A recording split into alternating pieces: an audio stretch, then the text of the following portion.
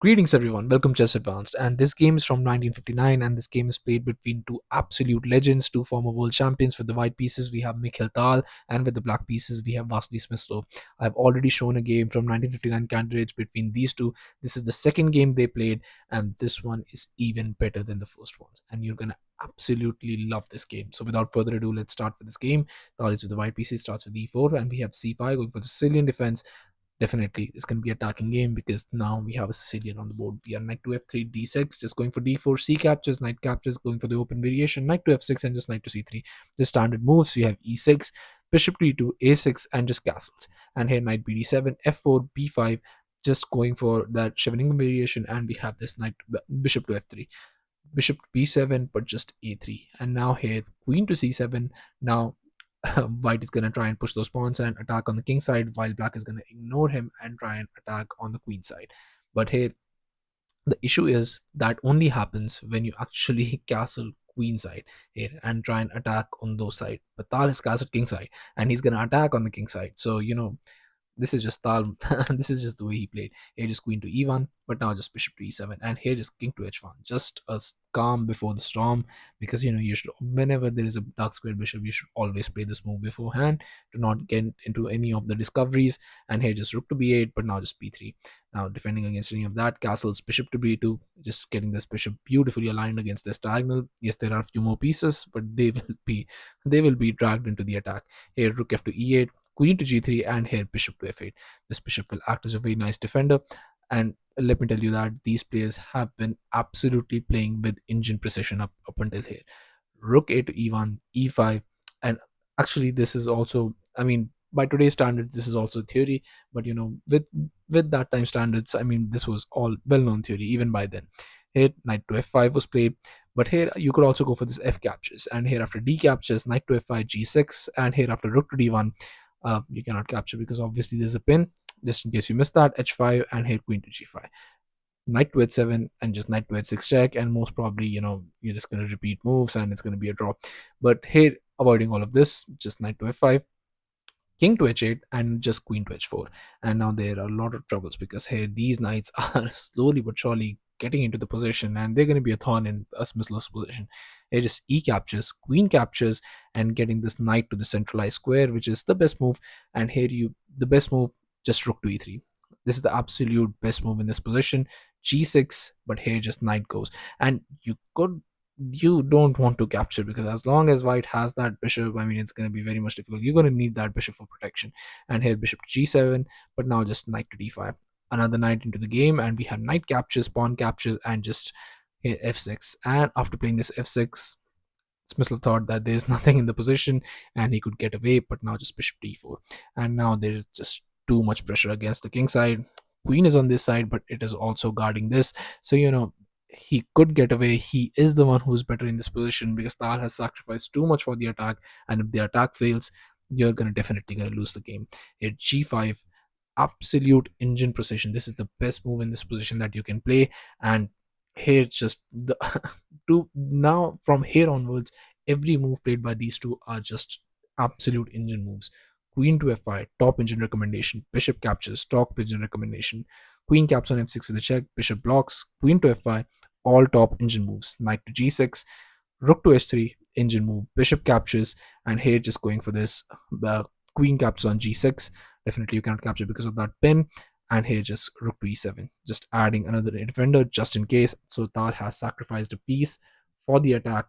How is it gonna bore well? Is it gonna bear any fruits? We don't know, but that's what Tal did. Tal actually got his opponents into the deep dark forest where the path wide enough was for only one. And here, let's see if Smyslov gets out of the forest alive or not.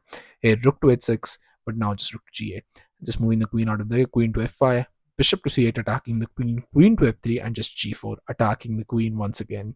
Queen to d3, bishop to e5, and here just c4. The c4 is the only move in this position that gives you some sort of an initiative. Your rook is on h6, other rook is on f1. Your bishop queen are eyeing that pawn, but with all of these defensive pieces, you cannot actually do anything. This is the only move in this position that gives you something to hope for. But here just b captures, and instead of this b captures, you could also go for this rook g to e7, and here after move like c5, queen to e7 and just g3, just just in case if this pawn push comes, you could be in a lot of trouble. So here just d captures, but just rook to h5, bishop to d7, and here just king to g2. And here after bishop to e8, attacking the rook to h4, but now c4. And now here after b captures, queen to c2, but now just c3. And with the c3 move, this queen is just locked down, because you could always capture this, maybe get the rook in. This pawn is looking very much scary, and your attack is not happening. So this could get very, very scary, very real soon if black takes Tal a little bit lightly. But even for this b captures, it's not that bad a move, but it gives Tal something to hope for, and that's all sometimes you need, because here b captures, rook g to e7, and just finally going for this c5. Just Tal just keeps on pushing, just waiting for Vasily to make just one mistake in this position, so he could just capitalize on that. D captures, but just now d6. Just he keeps on pushing here, queen to a7. Now, but here instead of this queen to a7, the only good move in this position was queen to d8. The idea being that once you played this g3, which was the idea all along, because you had to do that, you can see that the black is completely winning in this position. All he has to do is get his king to safety, then enjoy his extra piece, get into the end game, and just win this game. That's all it is. Queen to g5, queen to h4, but now just going for this h5, just trapping that rook on the h4 square. That rook is not going anywhere anytime soon, because you're not going to push this as long as this bishop is on this beautiful diagonal. And here, after queen to d5, but just play this bishop, and once the bishop moves, just capture that pawn. And after bishop captures, rook captures, attack that rook, bishop moves, and here get that rook. But here, once the rook moves, now after capturing that pawn, you get this position where you're a complete piece up, and there is no and you have a rook on h4. I mean, this is completely trapped with the queen and the rook. With all these rooks and queen guarding the black king, there is nothing white can do in this attack, and that's what exactly he had to do. But here after d6, he played this queen to a7, and this is just a very passive square for this queen. And here bishop to d5, attacking the rook, and now rook to d8, and just queen to e4 was played, and this queen to e4 just a waiting move. You can do absolutely nothing wrong in this position, or can't you? Because in this position, just bishop to d4, first queen to f4, and here rook g to d7. And you can see the bar shoot up. It just completely blunders the game. Not only it's a bad move, it cuts off the bishop, but on the other hand, you get a mate in 12. And here the absolute I'm gonna ask you to pause the video and try and find out the mate in 12, which absolutely wins the game on the spot. So have at it. So congratulations to everyone who's able to find this move. There's only one move in this position that wins the game, which is this beautiful rook to f6. Yes, getting in the middle of this, but this just completely wins the game right on the spot. And also on this move, on move 41, Vassily Smyslov resigned the game, and Tal got this spectacular victory. Don't worry, I'm going to show you how it is a mate in 12, because it's just absolutely beautiful. Rook to g7, rook to f8 check, rook to g8, and here just bishop captures. Not capturing with the rook, but first capturing with the bishop. Now there is nothing else. You have to capture the rook. Queen captures, and there is only one defense.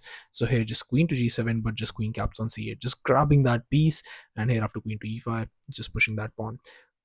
Just queen to e2, attacking the rook, but now just going for this bishop to c4, just defending it. And also this brings out a discovery on the king, so you cannot do anything. King to g7, you have to move the king.